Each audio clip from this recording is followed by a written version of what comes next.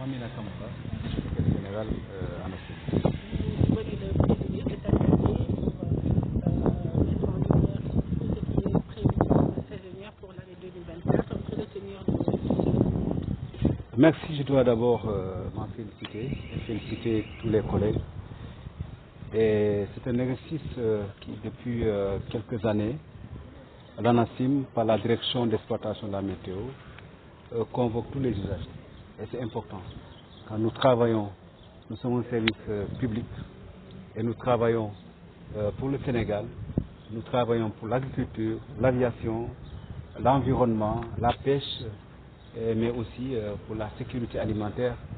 Il est normal aussi qu'à côté, en sus de ce qu'on appelle les prévisions classiques que vous connaissez tous, de jours, d'heures, mais surtout des prévisions à longue échéance et qui sont effectivement portées pour la production de ces prévisions à longue échéance.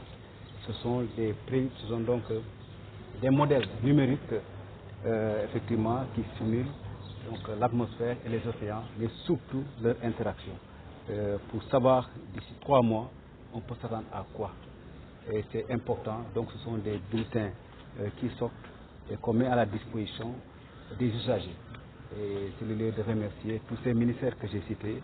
À l'agriculture, nous allons vers une campagne agricole et je pense que les décideurs doivent avoir donc en primeur l'information pour le choix des variétés, mais surtout le comportement durant ces 3 à 4 mois de la saison des pluies. Je pense que si on arrive à ce stade d'anticipation, et donc c'est important. Donc c'est pourquoi j'ai eu utile de partager tout ce travail de laboratoire avec nos collègues africains, parce que ça a été fait sous la sous-région. Et aujourd'hui, nous félicitons tous ces ingénieurs, tous ces spécialistes de la météo, mais aussi les services de l'hydraulique, le CSE et tous les secteurs privés, pour ensemble qu'on essaie de voir comment sauver cette campagne, disons, agricole, mais surtout les préventions sur les inondations. Que faut-on attendre de cet hivernage? Est-ce qu'on peut attendre un hivernage quand même assez pluvieux et précoce ou peut attendre réellement?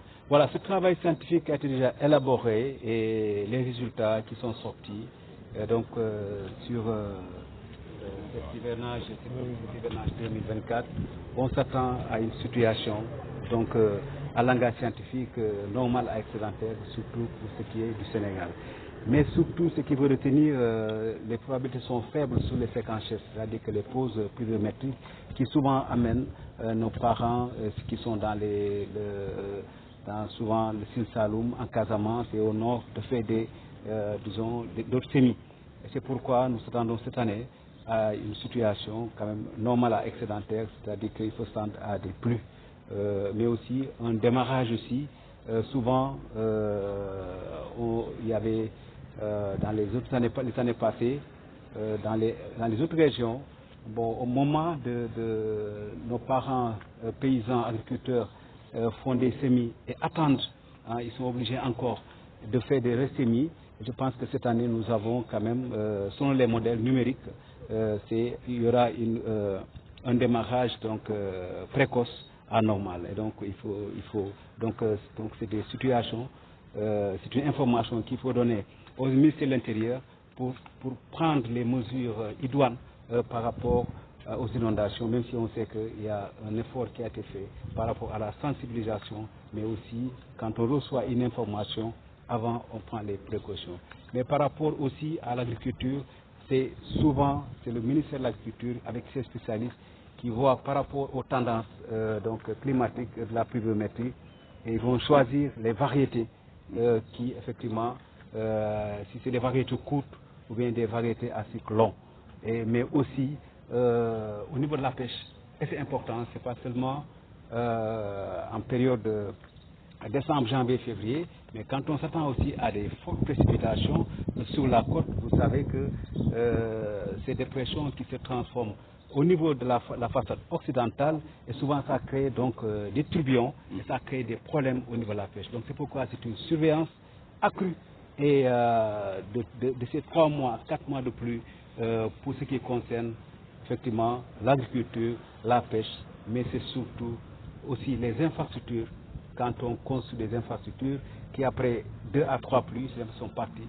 Donc aujourd'hui, la météo est capable de donner des outils qu'on doit intégrer dans le développement durable pour faire mettre en place des infrastructures qui sont solides. Nous avons vu ces dernières années des infrastructures après quelques pluies que ces infrastructures sont parties.